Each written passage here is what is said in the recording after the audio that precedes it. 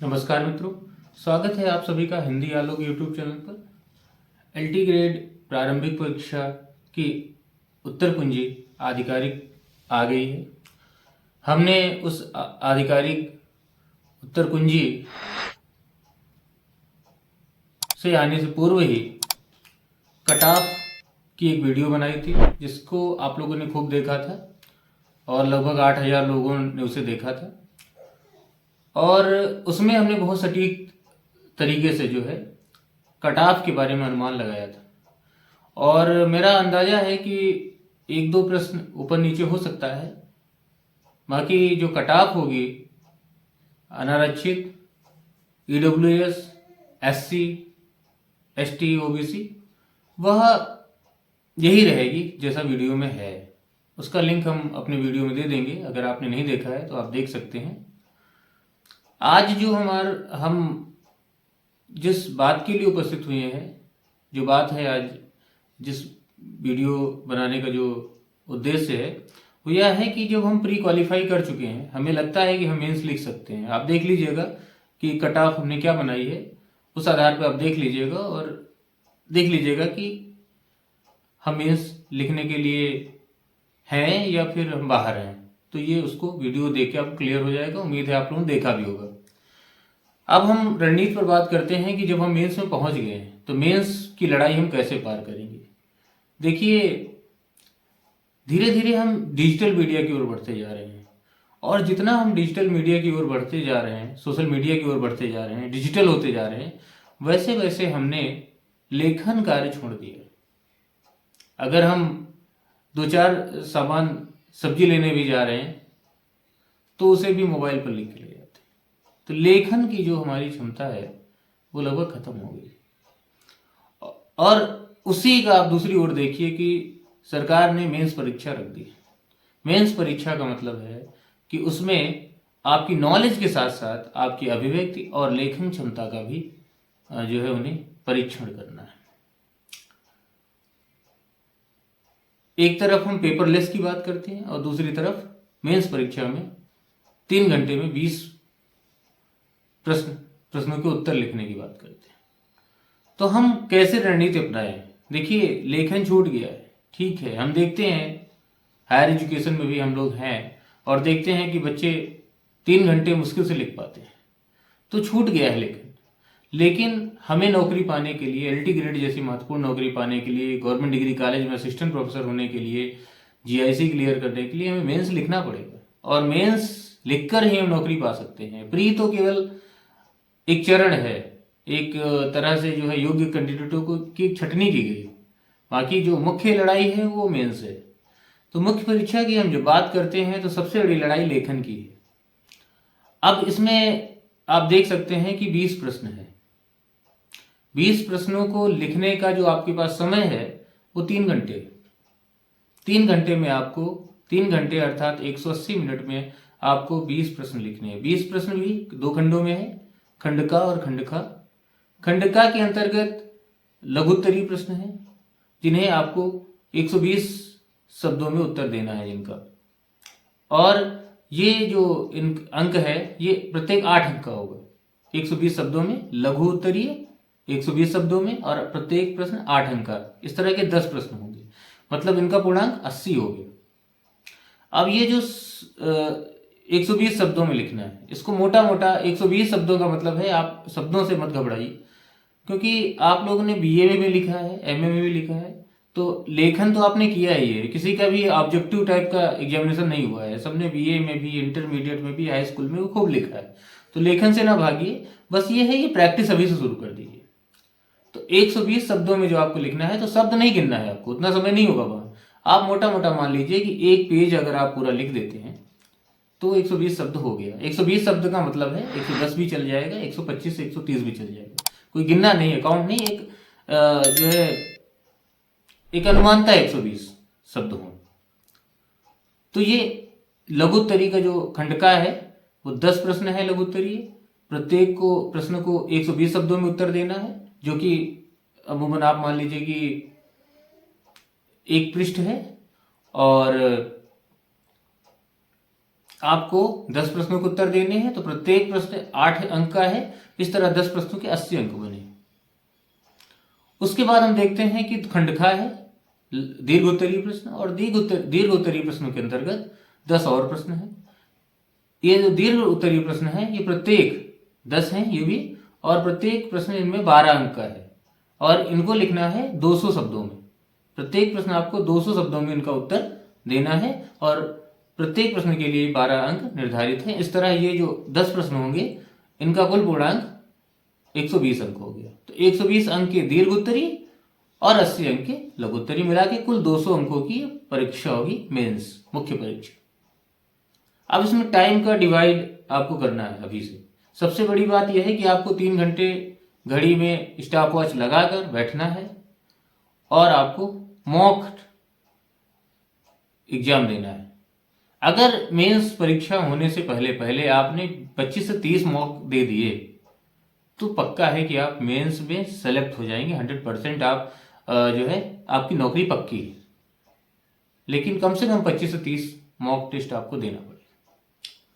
अब इसके लिए क्या है, आपको 3 घंटे के लिए स्टॉप वॉच लगा देनी है, आपको लिखना है। अब जब आपको लघुत्तरीय लिखना है और दीर्घोत्तरीय लिखना है, तो एक टाइम बना लीजिए कि हमें एक लघुत्तरीय के लिए कितना समय देना है और एक दीर्घोत्तरीय के लिए कितना समय देना है। आपके लिए कुल 180 मिनट हैं, तो 180 मिनट में आपको कितना किसको देना है आप डिसाइड कर लीजिए। अगर हम देखें शॉर्ट के लिए, अगर हम देखें तो यदि हम 6-6 मिनट मान लेते हैं प्रत्येक प्रश्न को, तो 10 मिनट का हो जाता है। 10 प्रश्नों को उत्तर देने में फिर लग जाएगा आपको 1 घंटा, और इधर आपका 10 प्रश्न और हैं जिसके लिए भी 120 मिनट बाकी है। तो यदि लॉन्ग में हम 12 मिनट लेते हैं प्रत्येक लॉन्ग में, और लॉन्ग में 200 शब्दों का मतलब है कि आप दो पृष्ठ कर लें, तो मोटा मोटा मान लीजिए कि शॉर्ट में जो लघुत्तरीय है 6 मिनट एक प्रश्न को दे दीजिए, और जो लॉन्ग है उसमें 10 से 12 मिनट। अगर 10 मिनट में आप 2 पृष्ठ कर लेते हैं लॉन्ग, तो इधर थोड़ा मार्जिन मिल जाएगा 1-8 मिनट का। तो ऐसे इक्वल बांट लीजिए, देख लीजिए कोई प्रश्न छूटना नहीं चाहिए। लगभग प्रश्न से मिलता जुलता, देखिए प्रश्न छूट जाएगा तो पूरा नंबर चला जाएगा, तो प्रश्न ना छूटे कोई भी, इसका ध्यान रखिए। किसी में बहुत ज्यादा भी नहीं लिखना है। वैसे लोक सेवा आयोग जो है स्पेस छोड़ के देता है, प्रश्न लिखा होता है और स्पेस होता है, उससे ज्यादा आप लिख भी नहीं सकते, लेकिन अनावश्यक बिल्कुल नहीं लिखना है, सब में बैलेंस लिखना है, और प्रत्येक जो प्रश्न है उसको अटेम्प्ट करना है, पूरा प्रश्न पत्र करना है। और ये तभी हो पाएगा जब आप सही से टाइम मैनेजमेंट करेंगे। अब एक और बात आती है कि हम इसकी तैयारी में सबसे पहले कौन कौन सी पुस्तकें पढ़ें। पुस्तकों की बड़ी कंफ्यूजन होती है कि कौन सी पुस्तकें पढ़ें। देखिए ऑब्जेक्टिव था वो तो आपने पढ़ लिया, अब डिस्क्रिप्टिव में आप क्या पढ़ेंगे।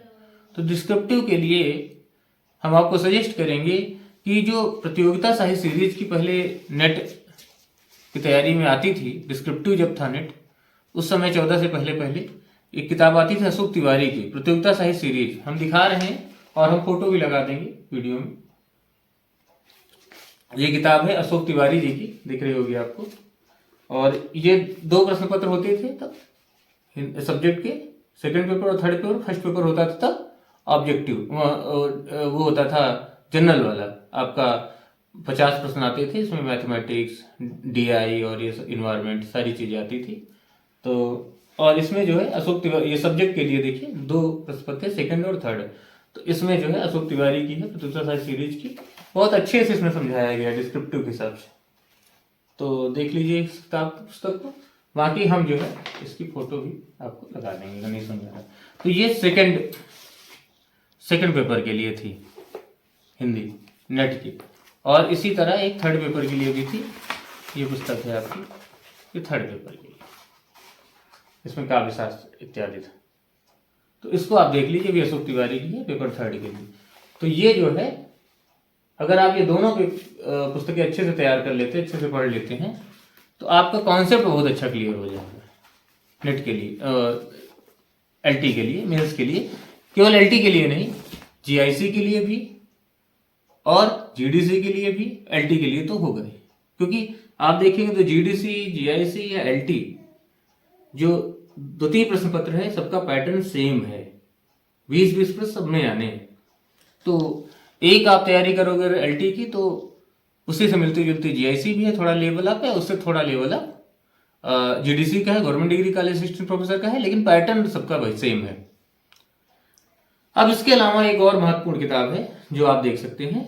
तो इसके अलावा एक महत्वपूर्ण किताब है हिंदी साहित्य का सरल इतिहास, विश्वनाथ त्रिपाठी जी की। बहुत ही महत्वपूर्ण किताब है, और उसमें भी शब्द वाइज, टॉपिक में जितने शब्द होने चाहिए लगभग उसी वाइज उसमें लिखा हुआ है, और बहुत अच्छी किताब है। आप इतनी सरल भाषा में है कि आपका एकदम बेस क्लियर कर देगी। तो आप इस किताब को अच्छे से पढ़िए। इससे समय बचता है तो आप आचार्य रामचंद्र शुक्ल के हिंदी साहित्य का इतिहास भी देख सकते हैं अच्छे से, जो आप लोग पढ़ते होंगे। तो ये महत्वपूर्ण किताब है। इसके अलावा अगर भाषा विज्ञान की बात करें तो भोलानाथ तिवारी की किताब बहुत ही महत्वपूर्ण है। इसके अतिरिक्त काव्य शास्त्र में एक तो काव्य शास्त्र की पुस्तक आती है, मैं लगा दूंगा वीडियो में फोटो उसकी, डॉक्टर रामचंद्र तिवारी की भारतीय काव्य शास्त्र, पाश्चात्य काव्य शास्त्र एवं हिंदी आलोचना। पतली सी किताब होती है, उसमें तीनों होता है, तो आप उस पुस्तक को देख सकते हैं। और उसके अलावा भारतीय काव्य शास्त्र अगर अलग से पढ़ना है तो उसके लिए भगीरथ मिश्र की पुस्तक आती है, बहुत बेहतरीन है। और पाश्चात्य काव्य शास्त्र के लिए सत्यदेव मिश्र जी की किताब पुस्तक। मुझे लग रहा है पाश्चात्य काव्य शास्त्र तो बहुत कम है आपके एलटी के पाठ्यक्रम में, जीआईसी और जीडीसी में है। तो अभी तो आप भारतीय काव्य शास्त्र अच्छे से देख लीजिए भगीरथ मिश्र से, और सत्यदेव मिश्र आप जीआईसी और जीडीसी के जो है परिप्रेक्ष्य में रखिए। तो ये महत्वपूर्ण पुस्तकें हैं जिनको आप पढ़ सकते हैं, जिनको आपको पढ़ना चाहिए। और इसकी जो तकनीक है, तैयारी है, तो देखिए अभी से आप लग जाइए। 20 से 25 इस तरह के मॉक टेस्ट दीजिए आप अपने घर में, स्टॉप वॉच लगा के बैठ जाइए। और एक टाइम में, जैसे मैंने 6 मिनट बताया लघु के लिए और देर के लिए बताया 12 मिनट, आप अपने हिसाब से इसको कम ज्यादा कर सकते हैं। बस आपका ये रहना चाहिए कि हमें जो शॉर्ट आंसर लिखना है लघुत्तरीय, वो 1 पृष्ठ का हो, तो लगभग 100-120 शब्दों का हो गया।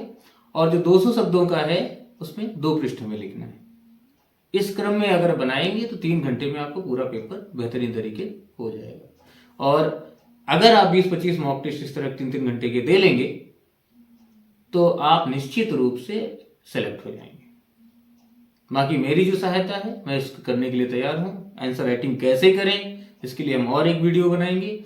और आप आंसर राइटिंग अगर चेक करवाना चाहते हैं हमसे तो हमारे व्हाट्सएप नंबर पे आप जो सीरियस कैंडिडेट हैं वो मैसेज करके हम देख भी लेंगे, उसका कोई शुल्क नहीं है।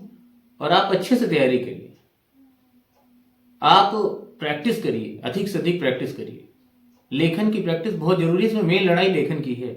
और कैसे हम अपने आप को एक्सप्रेस करते हैं, कैसे कैसे अभिव्यक्त करते हैं, किस प्रकार आंसर राइटिंग करते हैं, इसका भी बहुत रोल है। इसकी हम बात करेंगे अगले वीडियो में। तो आज की वीडियो का जो हमारा मुख्य लक्ष्य था वो पुस्तकों के बारे में बताना कि कौन कौन सी पुस्तकें पठनीय हैं एलटी ग्रेड के लिए मुख्य रूप से। और उसके अलावा पैटर्न क्या है एग्जामिनेशन मेंस का, और हमें कैसे समय बांटना है और क्या तैयारी की रणनीति होनी चाहिए, इन सब चीज़ों की हम बात करने के लिए प्रस्तुत हुए थे। तो ये हमारा जो लक्ष्य था वीडियो का वो पूरा हुआ। तो आज के लिए बस इतना ही। नमस्कार, जय हिंद, जय भारत, जय हिंद, वंदे मातरम।